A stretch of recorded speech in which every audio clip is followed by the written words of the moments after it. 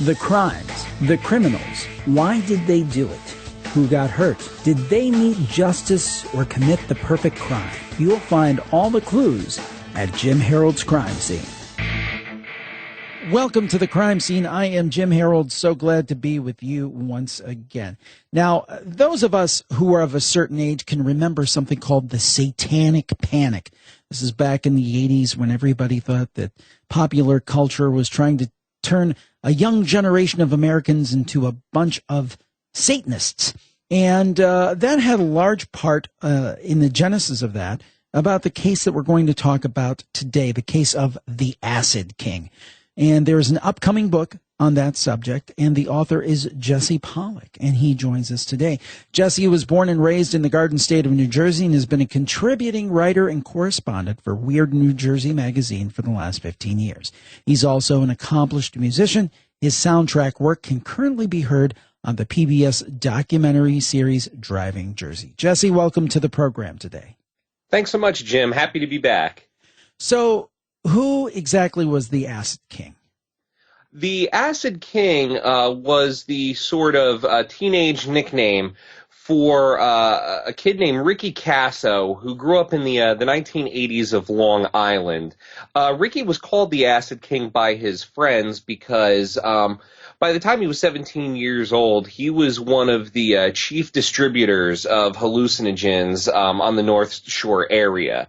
So, why is that such a big deal? Teenage drug dealers in the 80s, what's the hoopla about? The world came to know Ricky Kasso's name because in June of 1984, he lured a friend of his, 17-year-old Gary Lowers, into the Aztecia woods of Northport, New York, and brutally, savagely murdered him, stabbing him well over 40 times. And in the course of this murder, according to his confession, he claimed that he made Gary proclaim his love for Satan as a black crow circled overhead screeching. And Ricky, who was high on LSD at the time and possibly PCP, considered that to be a sign from the devil himself that he approved of the murder. So, as you mentioned before, this was one of the big Satanic Panic cases. I mean, there had always been rumors for the past couple decades about, maybe there's, these cults running around. The Manson family definitely helped with that, but at the end of the day, it was pretty obvious that had nothing to do with Satanism. Those guys were just, crazy drug freaks. But with the Ricky Kasso case, suddenly there were all of these newspapers and TV reports and magazine articles from this kid who was very clearly saying, I sacrificed my friend to the devil. So it really gave birth to this large-scale panic across America that, well, maybe these rumors of satanic cults and killer kids, murdering in the name of Satan, maybe they are real. So, I mean, I guess, let me put it to you this way. I could kind of see, if somebody brutally murders a teenager murders another teenager, and they're doing it in the name of Satan, and there's all this almost ritualistic part of it. I mean, I guess you could kind of logically thinking, oh, my God, Satanism is getting a foothold. I mean, talk about that perspective of it. I mean, it seems like to me, I could kind of understand a little bit the Satanic Panic because you have people that don't understand the music, don't understand, grown-ups don't understand teenagers for the most part now, then 100 years ago. So talk a little bit about that, how people could think, oh, my God, what are we going to do? Satanism is running rampant among the youth. Well, it was a long time coming. As I said, a lot of it can be attributed to the Manson murders. A large portion of the public just assumed, something this horrible, this gang of killers, they must be a cult. Well, a cult worshiping who? Oh, it must be Satan. A lot of it was just, let's face it was scuttlebutt. There wasn't really anything to it. But there was really a sea change in popular culture in the late 60s and early 70s with the release of films like Rosemary's Baby, The Exorcist, the Amityville Horror. Suddenly this idea of literal demons, the literal devil, Satan, Lucifer himself, coming into our world, through possessions, haunting, his minions in the form of a cult, became a very tangible concept for the American public. It wasn't, very laughable. And then, with the rising movement of LaVeyan Satanism through Anton LaVey's The Satanic Bible, the Satanic, I believe the second book is The Satanic Verses, and then there's The Satanic Witch. It was this boom in popular culture. And, more level-headed people were able to, just write it off as, well, it's horror movies, it's new age religious texts, trying to be, edgy. A lot of people, if Satanism rose today the way it did back then, a lot of people may have just wrote the whole movement off as edgelords, as they say in internet culture. But at this time, when you really didn't have the benefit of fact-checking via Google or, instant 24-hour news service, all this stuff, when people started talking about these rumors, they really took flight very quickly. And then there was sort of this perfect storm of you had that pop culture coming out of Hollywood, and it was being pretty much embraced by the religious right, who were saying, see, look at this, look at these films, look at this music that's coming out. This is all proof that Satan is trying to grab a hold of your children through the pop culture that is out there and turn him in his favor. And you had the backmasking debacle, people saying, oh, if you play Stairway to Heaven backwards, you will hear Robert Plant sing about sad, sad Satan in a tool shed. And it's all very laughable now, but back then, there was this terrifying element of ritual to it. Like, oh, you mean if I take a pencil and turn the record backwards, I will hear these secret messages? And if you're already looking for those messages anyway, your brain will hear stuff like that. So it was a long time coming, leading up to 1984 when Ricky Kasso murdered Gary Lauwers. The stage was set. People were ready to believe in something this horrifying in the name of Satan. Now, talk to us about Ricky Kasso. What was his background? I'm assuming the assumption is it had to be relatively troubled to kind of get to this state, but tell us about it. Well, Ricky Kasso was born in Huntington, Long Island in 1967. And by all accounts, he had a pretty normal childhood up until around the age of 11. It was the typical white middle-class suburban childhood. The kid was on Little League. He was on the wrestling team, loved playing football, stuff like totally normal kid. And then when he was around 11 years old, the older brother of a friend of his offered him, and please forgive me for this, I'm not trying to sound too after-school special here, but this is, from what I understand talking to his friends, this is what happened. The older brother of a friend of his offered him a joint, and he took to it. He really enjoyed it. Now, I mean, is that story incredible? No. But I think what's notable about it is it happened a few years earlier than that would happen to most kids. According to, government data, and take that for whatever it's worth, the average age that an American teenager begins to experiment with marijuana is about 14 years old. Ricky was 11, so he had a 3-year head start. So he started doing it more and more and began to realize that, like, oh, well, maybe I'm not so much into sports. Maybe I'm not so much into school anymore.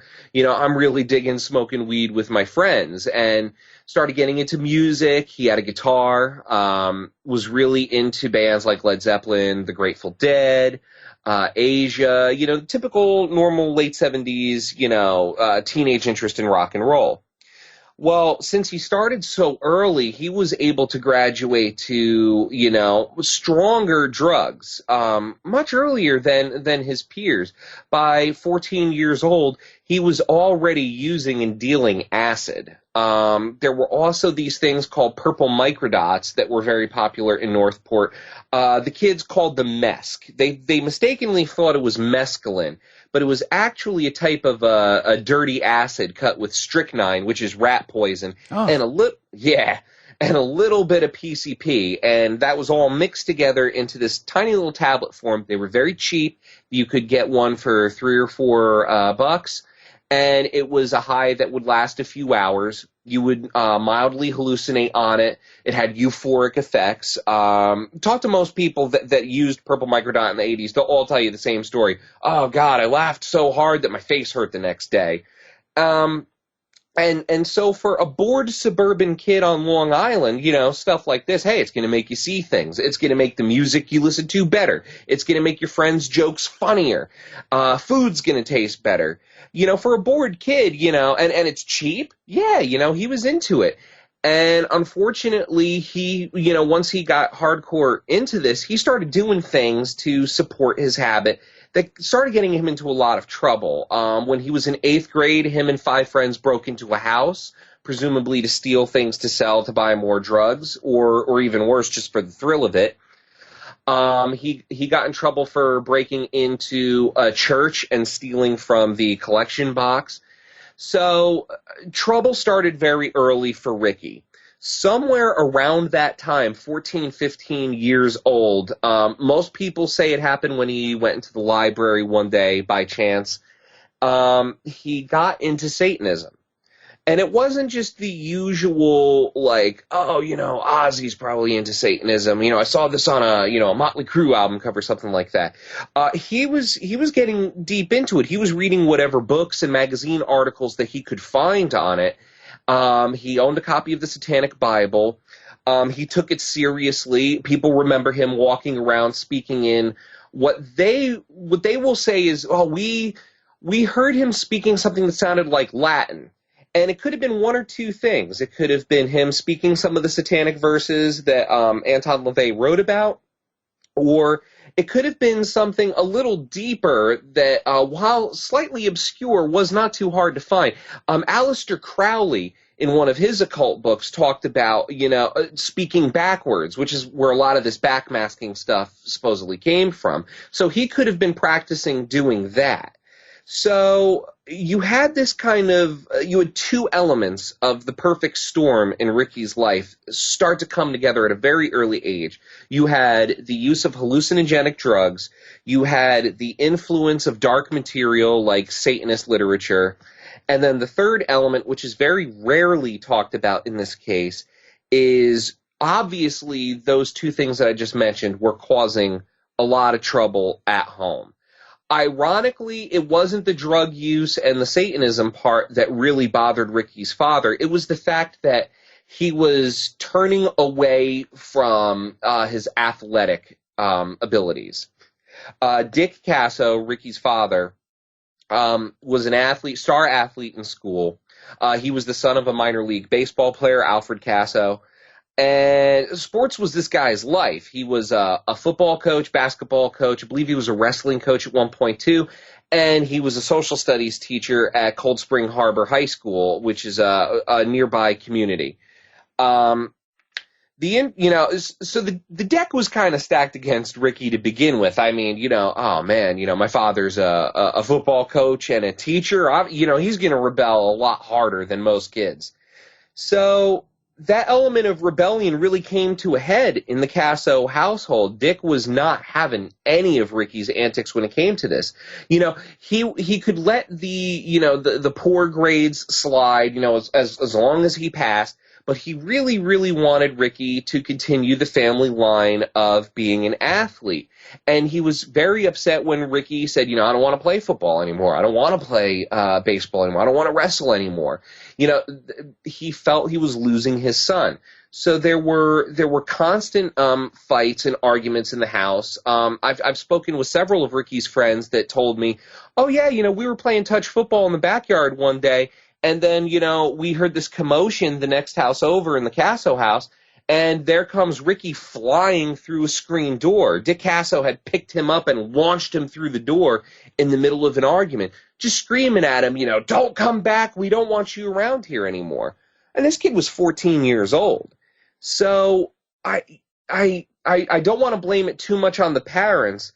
But there was this issue where, okay, he's 14 years old, he's got a steady diet of LSD and this dirty acid mixed with PCP. He's into dark stuff like Satanism, and now he's homeless. Now he's sleeping in the woods. He's living in the streets, surviving off the charity of friends. You know, when you're 14 years old, your brain's not done developing yet. You know, Right. It could not have been good for this kid's psychological development to have those three things come together when they did. And I think that that is the part of the story that is so very rarely talked about. You know, it's so easy to just write off these people as, oh, they're monsters, they're killers. And yes, they are, of course. This isn't excusing what these people have done, but it is understanding it. These killers don't come from nowhere. They aren't sprouted from the ground ready to pounce. These were human beings that were born, most of them in largely normal American middle-class suburban neighborhoods, had decent lives. And one of the things that I'm trying to show through my book, The Acid King, is how you can take a normal suburban kid, you know, total white bread community, Long Island, New York, and how he can be turned into the Acid King, one of the arguably the world's most famous Satan killer. Now, talk to us about the victim a little bit. I mean, what a horrible end. Gary Lars, what happened to him? 17 years old, murdered in cold blood. Talk to us about Gary. Absolutely horrifying and terrifying what happened to Gary. Gary and Ricky had actually known each other since at least the second grade. I have a school photo of them, their class photo from second grade, 10 years before the murder happened. And they're standing only feet apart. And it's just chilling to look at. It's like, you know, at this moment, you know, let's freeze this moment in time. These two boys could have never known. Ricky standing behind Gary could have never known, I'm going to kill that boy in 10 years. And the scarier aspect of it is Gary could have never known, oh, in 10 years, the boy standing behind me is going to brutally murder me in the woods. Gary's home life was very, very similar to Ricky's. He grew up only 2 blocks away. His parents were immigrants from Belgium. They came from Antwerp. His father worked very hard to give him, you know, his slice of the American dream in Northport. He worked his way up from a shipping clerk in Antwerp to being the head of a bank in Manhattan. This guy worked his fingers to the bone his whole life to provide a good life for his children. Gary was the youngest. He had an older sister and an older brother who were both moved out of the house by the time this happened. They had gotten, you know, their priorities in order. I believe his brother was becoming a doctor at the time. So there was this kind of void left in his life when his older siblings left the house. And Gary was a small, meek kind of kid. He was very short. Little blonde-haired kid. The girls loved him. They all thought he was adorable. Had a lot of girlfriends as he got older, but he had a lot of trouble fitting in with his male peers, especially during elementary and middle school. He was often bullied, shoved into lockers, knocked downstairs. He was called faggot all the time when he was a kid. Definitely bullied childhood.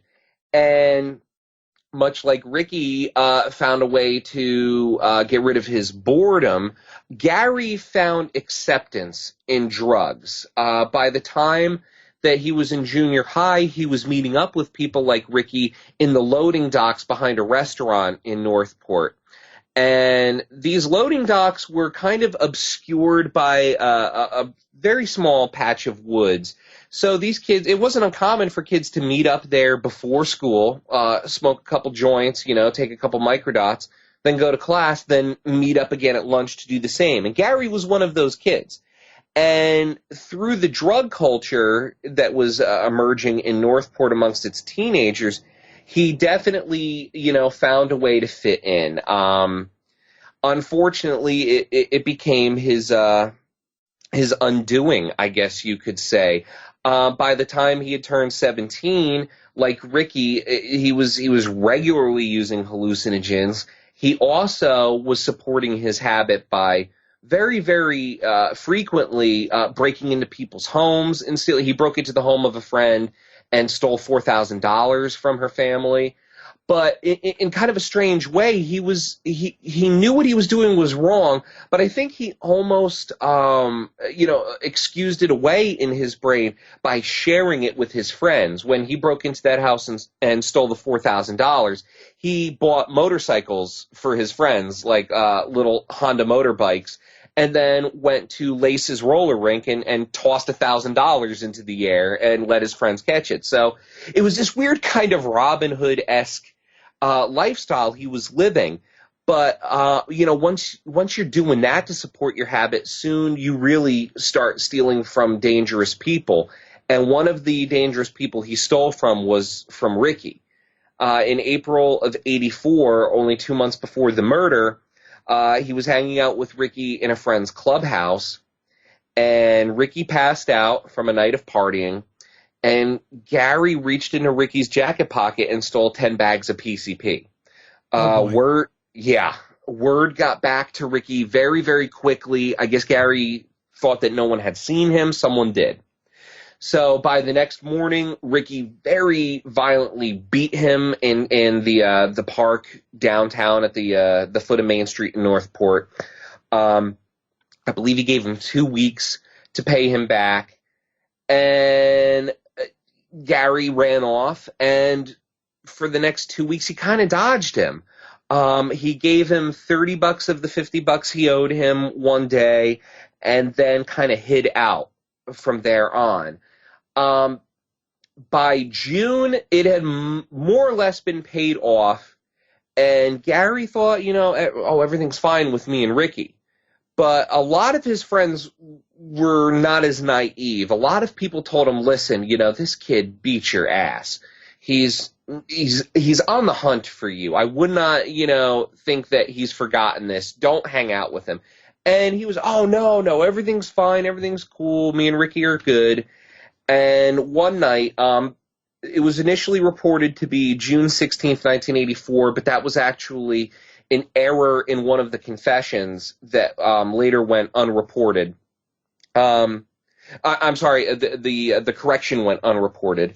It was actually June 19th, 1984. Gary went downtown to the park I had mentioned and hung out. Everything seemed fine. Ricky even offered him one of those microdots that I described before and said, no, everything's cool. I'm over it. They decided their mutual friend Jimmy Triano and another friend named Albert Quinones, they all decided to hang out together that night. They invited Gary to come along with them. At one point, Gary, I think, started to listen to the warnings that his friends gave him because one witness said, oh, he seemed kind of like leery of it at first, and then Ricky was like, oh, come on, man, I'll buy you donuts, my treat. And Gary was like, okay. So they walked up to the Dunkin' Donuts a mile away, and Ricky Casso treated his soon-to-be victim to a dinner of orange juice and jelly donuts. And they walked over to Estakia Woods, and they tried to start a fire. It had been raining off and on that whole week.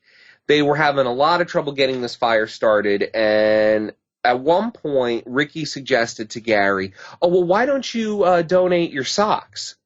So took a sock off, threw it in the fire, and then Ricky was like, oh, well, why don't you donate your underwear? And he was like, no, I'm not going to do that.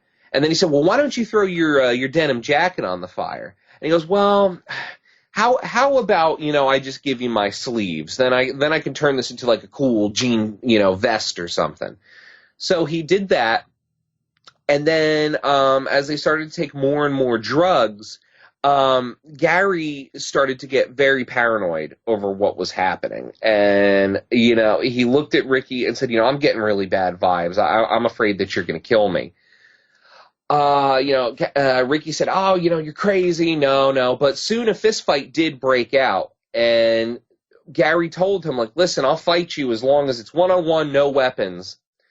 And the two began to scuffle, and at one point, Ricky pulled out a pocket knife and began to stab Gary. Gary ran off into the woods. Ricky and Jimmy ran after him, and dragged him back to the fire, and Ricky started stabbing him more and telling Gary, say you love Satan. Say I love you, Satan. And Gary, to his credit, hollered back, no, I love my mother. Mm-hmm. And Ricky just kept viciously stabbing him with this pocket knife until finally Gary did say, I love Satan, and passed out. Ricky thought that Gary was dead, and so he and Jimmy and Albert began to drag him further into the woods. They covered him with some leaves and some sticks. And here's where it got even more creepy, as if this wasn't creepy enough. Ricky, in his confession to the police, said that he bent down over Gary's body and he said, I started whispering some satanic stuff to him. I don't remember what I said, but the words just started falling out of my mouth. And at that moment, Gary's body sat up into a prone position. Ricky, who's, just fueled with adrenaline and PCP and LSD at this point, freaks out and just starts stabbing him wildly in the face. His eyes were gouged out. He was terribly, terribly mutilated. By this point, Gary did die. Ricky covered him back up with some leaves and some twigs, and when he got up to leave, he noticed a black crow circling overhead, and it screeched 3 times. And in Ricky's mind, he felt that this was Satan giving, not an order. It was later reported that Ricky was ordered to kill Gary by this crow, but the crow did not appear until after Gary was dead. Ricky felt that this was Satan giving his stamp of approval to what happened. And they left. They all went back to Albert Quinonez's house. Ricky and Jimmy took a shower each. Ricky noticed that his shirt was covered in blood, and Albert Quinonez gave him a spare T-shirt. Ricky took the bloody shirt and put it in one of Albert's neighbor's trash cans and walked back to the park to hang out with some friends like nothing ever happened. Now, the aftermath in terms of the trial in what happened.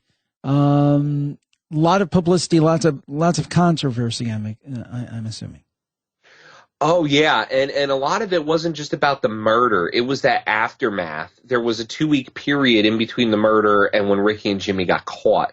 And what was done during this period made this case particularly shocking because all of a sudden it wasn't just, these killers, how could they do that? There was a lot of other blame to go around, and it was because, like I said, he went back to the park and acted like, nothing had ever happened. But within a couple days, Ricky Casso could not keep this secret to himself. And he started telling his friends, hey, I killed Gary. That's why Gary's missing. And his friends were like, oh, come on, you're full of it. No way. And he's like, no, I'm serious. Do you want to come see the body? And they all thought that this was a prank. One person that I spoke to that was brought to see the body said, I figured he was going to take me to see a dead dog or something, and go, gotcha. But Ricky would lead these tours into his Takia Woods, and, when they're first starting walking there, it's like, whatever. But then these kids described, and then the smell hit me, it smelled awful, rotten. You talk to any homicide detective, and I've alluded to this in the interview that we did for my last book, Death on the Devil's Teeth. The smell of death, it's its own unique smell. Once you smell it, you never forget it. You know exactly what it is, and that's what these kids smelled walking into those woods. When they got there, Ricky pointed to a pile of leaves and sticks and said, there's Gary, there he is. And when they went to shuffle some of the leaves away with their feet, they saw the body just covered in blood and maggots. These kids were horrified. They didn't know, if we tell anyone, am I going to be next? Am I going to be under my own pile of leaves next to Gary Lauers? So at least the cops estimate between 12 and 14 teenagers were brought to see this body in that 2-week period, and none of them called the police. None of them. Ricky and Jimmy were only brought to justice when a friend of theirs who had been going to a prep school, a day school, came on a weekend visit to Northport, hadn't been back in like 6 months. Went to the movies with a friend of hers who was dating Jimmy Troiano at the time. And she said, "Oh, how's Ricky been? I haven't seen anyone in like 6 months. How's he doing?" He's, "Oh, yeah, he's fine. He just killed someone. Gary." And she's like, "Gary Lowers?" "Yeah." She's like, "Oh, come on. That's not even funny, Jimmy." "No, I'm serious. I'll take you to see the body. Do you want to go see it?"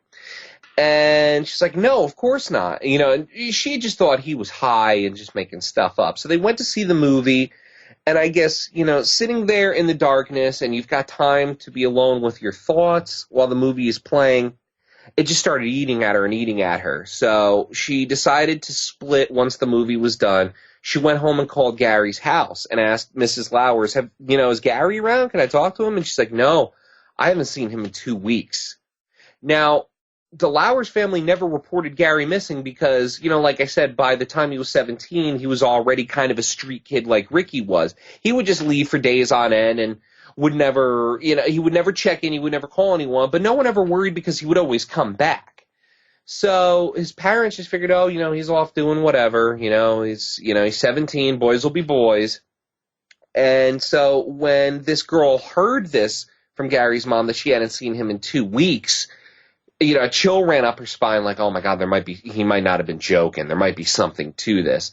So she called the police, left an anonymous tip. She said there's a body in the woods behind Gunther's Tap Room, one of the local famous watering holes. Jack Kerouac actually used to drink there, coincidentally. So the cops looked the first day. They didn't find anything. The second day, it rained. They really couldn't find anything. But on the third day, July 4th, a police dog by the name of Reb from the Suffolk County Police Department, who had been brought in to assist with the investigation, found the grave of Gary Lowers. By this point, Ricky and Jimmy had come back and dug a very shallow grave and kicked the remains into it. I don't know if anyone had actually tipped them off that the police were looking into Gary being missing, or if they just figured on their own, like, hey, it's probably time to split. So they buried him. They hitchhiked about 4 hours away to upstate New York, where a friend helped them get an old junker car, and they were going to split for California. But in a tremendous error of judgment, they decided, well, why don't we go back to Northport and we'll sell off our drug stash in one night, and then we'll have money to finance the trip all the way out, instead of selling on the way west. So they went back, and coincidentally, they ended up back in Northport roughly around the same time the police were removing Gary Lowers' remains from the shallow grave. They caught up with Albert Quinones. They got a statement from him. They got him to turn state's evidence. They said, hey, listen, we won't charge you if you give us the information on Ricky and Jimmy. From what we understand, they were the ones that did the killing and you just watched.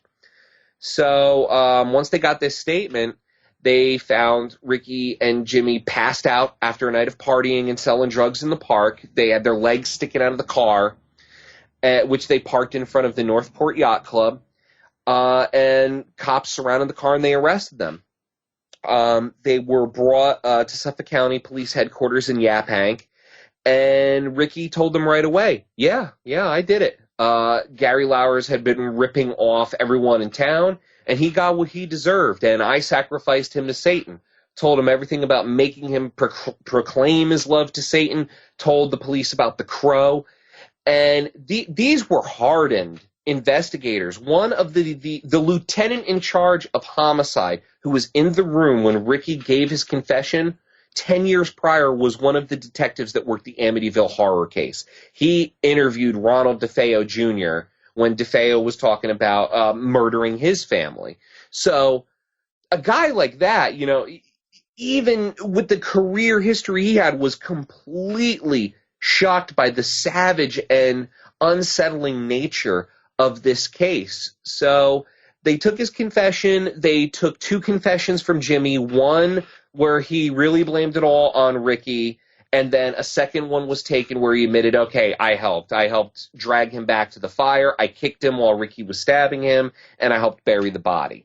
So they were both placed under arrest. They were both charged with second-degree murder and transferred to the Suffolk County Jail in Riverhead. And within, I want to say it was 8 hours of being booked into the system, Ricky Kasso took the bed sheet from his cell, made a makeshift noose, and he hanged himself that night. And took any form of justice that could be given to Gary Lauwers and Gary's friends and families with him. He did not leave a suicide note. He would never face justice for it.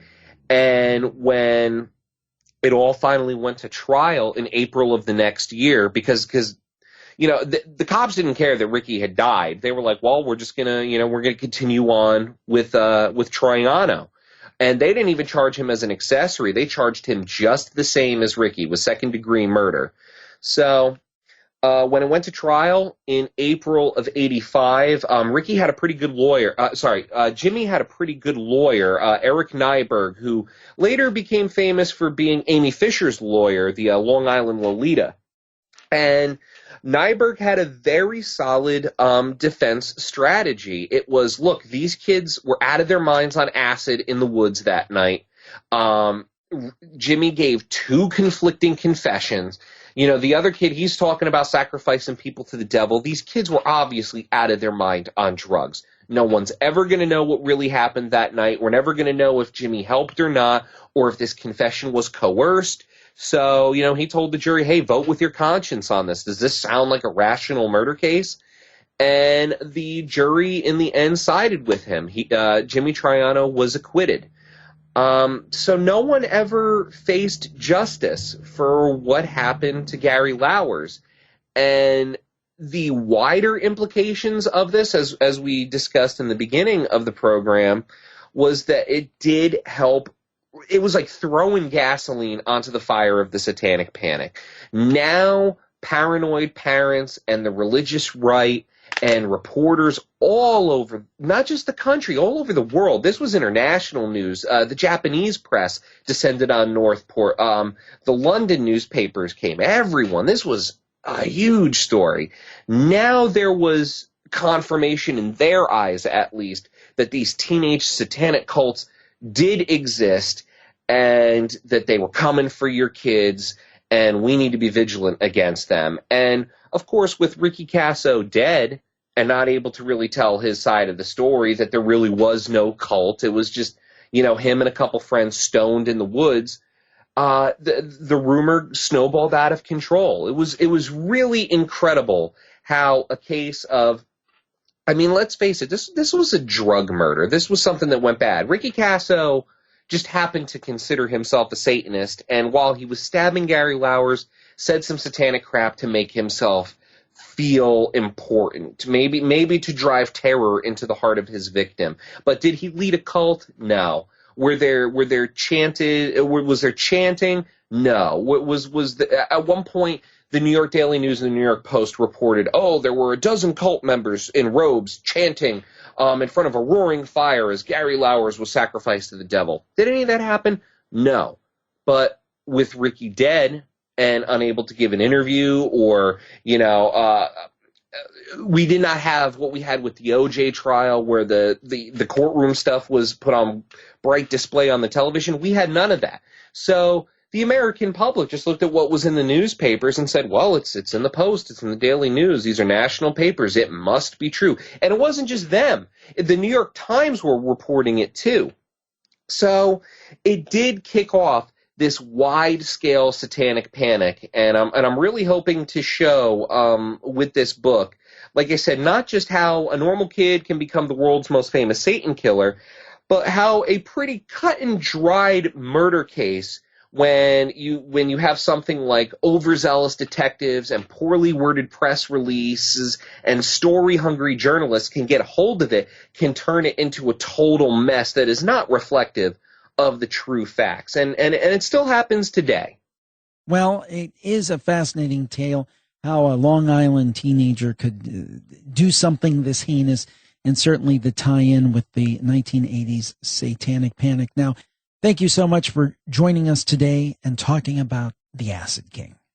Thank you so much. It was an absolute pleasure to be back. Well, we'd like to thank Jesse Pollack for being a part of the show this week. Now, this book that we talked about is not out yet. In fact, it is coming in 2018 from Simon & Schuster, but we don't have an exact date. But you can follow Jesse's official Twitter at jpollackauthor.com. That's JPOLLACK author. And he will certainly let you know when it's coming out, and we recommend that you do. We thank Jesse, and we thank you for tuning in to The Crime Scene. We hope that you enjoyed the show, and if you do enjoy the show, please rate, review, and subscribe. Subscribe, rate, and review, because that's how we move up on the charts.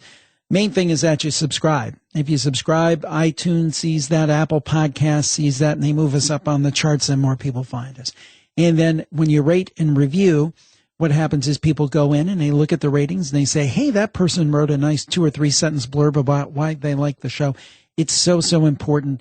When we're doing different projects, and this goes with all of my podcasts and non-podcast products, we see what's popular and what people like and what they're not as interested in.